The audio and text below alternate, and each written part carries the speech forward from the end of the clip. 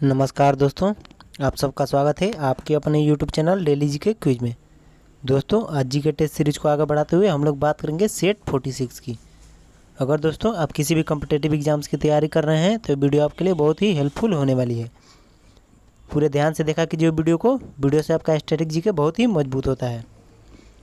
और इस चैनल को सब्सक्राइब कर लीजिए ताकि आने वाले वीडियो की नोटिफिकेशन मिलती रहे। और दोस्तों, इस वीडियो के अंत में मैं आपसे एक सवाल भी पूछूंगा जिसका जवाब आपको कमेंट बॉक्स में लिखना है, क्योंकि जो चीज़ें आप एक बार लिख देते हैं उसे आप कभी नहीं भूलते। तो चलिए आपका ज़्यादा समय ना लेते हुए वीडियो को स्टार्ट करते हैं।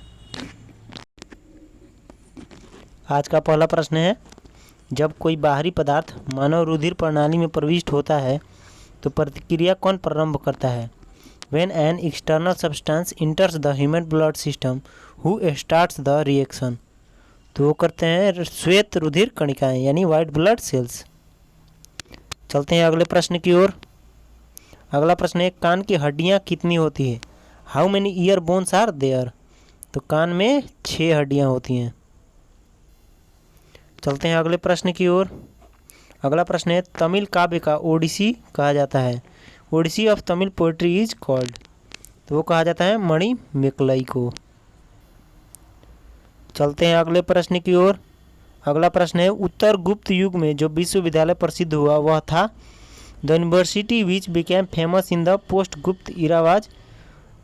तो यूनिवर्सिटी था नालंदा यूनिवर्सिटी। चलते हैं अगले प्रश्न की ओर। अगला प्रश्न है, एरन अभिलेख का संबंध किस शासक से है? Which ruler is related to the Eran inscription. Eran अभिलेख से जिस शासक का संबंध था वो था भानुगुप्त। चलते हैं अगले प्रश्न की ओर। अगला प्रश्न है, चालुक्य राजा पुलकेशिन द्वितीय को किसने पराजित किया था? Who defeated the Chalukya king Pulakeshin द्वितीय। तो चालुक्य राजा पुलकेशिन द्वितीय को पराजित किया था नरसिंह वर्मन प्रथम ने। चलते हैं अगले प्रश्न की ओर। अगला प्रश्न है, किस व्यक्ति को द्वितीय अशोक कहा जाता है? Which person is called second Ashoka. तो द्वितीय अशोक कहा जाता है हर्षवर्धन को। चलते हैं अगले प्रश्न की ओर। अगला प्रश्न है, बाणभट्ट किस सम्राट के राज दरबारी कवि थे? Banabhatta was the royal court poet of which emperor. तो बाणभट्ट जो थे वो हर्षवर्धन के दरबारी कवि थे। चलते हैं अगले प्रश्न की ओर। अगला प्रश्न है, नाट्य शास्त्र की रचना किसने की? हु कंपोज्ड नाट्य शास्त्र। तो नाट्य शास्त्र की रचना भरत मुनि ने की थी। चलते हैं अगले प्रश्न की ओर। अगला प्रश्न है, विक्रम संवत प्रारंभ हुआ। विक्रम संवत स्टार्टेड। तो विक्रम संवत प्रारंभ हुआ 58 ईसा में। चलते हैं अगले प्रश्न की ओर। अगला प्रश्न है, बघार रियासत का ब्रिटिश में विलय कब हुआ? When was the kingdom of Baghar merged with the British. तो बघार रियासत का ब्रिटिश में विलय हुआ 1850 ईस्वी में। चलते हैं अगले प्रश्न की ओर। अगला प्रश्न है, कि शिला राजा देश में अशोक ने कलिंग युद्ध के हताहतों का उल्लेख किया है और युद्ध त्याग की घोषणा की है। In which rock edict Ashoka mentions the casualties of Kalinga war and declares war denunciation. तो था शिला राजा देश 13। चलते हैं अगले प्रश्न की ओर। अगला प्रश्न है, अशोक ने समूचे भारत और सिलोन में बौद्ध धर्म का प्रचार किस प्रकार किया? How did Ashoka spread Buddhism through out India and Ceylon. तो वो भारत और सिलोन में बौद्ध धर्म का प्रचार प्रसार किया धर्म महामात्रों को भेजकर। चलते हैं अगले प्रश्न की ओर। अगला प्रश्न है, मौर्य दरबार में ग्रीस के राजदूत का क्या नाम था? What was the name of the ambassador of Greece in the Maurya court. तो मौर्य दरबार में ग्रीस के राजदूत का नाम था मेगास्थनीज। चलते हैं अगले प्रश्न की ओर। अगला प्रश्न है, बिंदुसार के शासन के दौरान अशांति कहाँ थी? Where was the unrest during the rule of Bindusara. तो बिंदुसार के शासन के दौरान अशांति थी तक्षशिला में।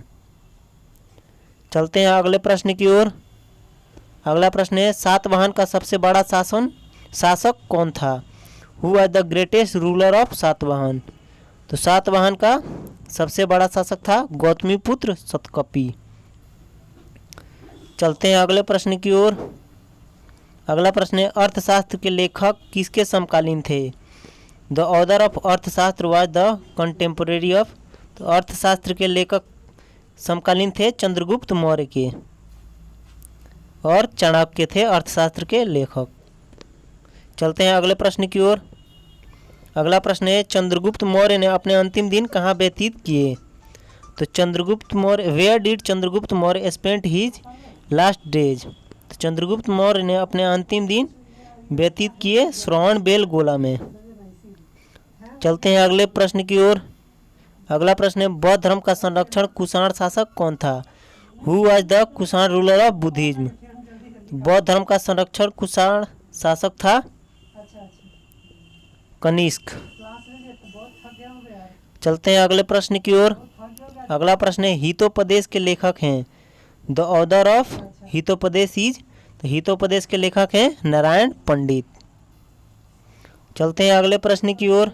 अगला प्रश्न है सपाट अस्थियां कहाँ होती है? Where are bones and bones? सपाट अस्थियां होती हैं खोपड़ी में। चलते हैं अगले प्रश्न की ओर। अगला प्रश्न है रुधिर वर्ग बी वाला व्यक्ति निरापद कौन से रुधिर वर्गों के व्यक्तियों को रक्तदान दे सकता है? A person with blood type B can give blood to which people of blood groups who are safe? तो वो दे सकता है बी तथा ए बी को। चलते हैं अगले प्रश्न की ओर। अगला प्रश्न है जब रक्त में नाइट्रोजनी अपशिष्ट जमा होता है तब निम्नलिखित में से कौन सा अंग काम नहीं कर रहा होता है? Which of the following organs is not functioning when nitrogenous waste accumulates in the blood? जब रक्त में नाइट्रोजनी अपशिष्ट जमा होता है तब हमारा ब्रीक यानी कि किडनी काम नहीं कर रहा होता है। चलते हैं अगले प्रश्न की ओर। अगला प्रश्न है पाचन क्रिया में प्रोटीन निम्नलिखित में से किस पदार्थ में बदल जाते हैं? Proteins are converted into which of the following substances in digestion? तो पाचन क्रिया में प्रोटीन जो है एमिनो एसिड्स में बदल जाते हैं। चलते हैं अगले प्रश्न की ओर। अगला प्रश्न है मानव शरीर में निम्नलिखित में से किस अंग में उपास्थि होती है? In the human body which of the following organs has cartilage? तो वो उपास्थि होती है नाक में। चलते हैं अगले प्रश्न की ओर। अगला प्रश्न है गुप्त युग का प्रवर्तक कौन था? Who was the originator of गुप्त इरा? तो गुप्त युग का प्रवर्तक था श्रीगुप्त। चलते हैं अगले प्रश्न की ओर। अगला प्रश्न है कवि कालिदास किसके राजकवि थे? कवि Kalidas was the poet of हुम? तो कवि कालिदास जो थे वो चंद्रगुप्त विक्रमादित्य के राजकवि थे। चलते हैं अगले प्रश्न की ओर। अगला प्रश्न है गुप्त शासकों की सरकारी या दरबारी भाषा क्या थी? The official language of the गुप्त रूलर्स वाज? तो गुप्त शासकों की दरबारी भाषा थी हिंदी। नहीं, गुप्त शासकों की सरकारी भाषा थी संस्कृत। चलते हैं अगले प्रश्न की ओर। अगला प्रश्न है तीन ऋण में शामिल नहीं है? Is not included in the three loans? तीन ऋण में जो शामिल नहीं है वो है मातृ ऋण। और आज का अंतिम प्रश्न जिसका जवाब आपको कमेंट बॉक्स में लिखना है वो है ऋग्वेद में सबसे पवित्र नदी किसे माना गया है? Which is considered the most sacred river in the Rigveda?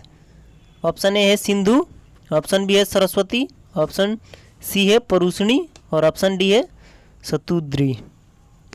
तो आशा करते हैं दोस्तों आपको वीडियो पसंद आया होगा, और आपको अगर वीडियो पसंद आया है तो like comment share and subscribe करना ना भूलें। Thank you.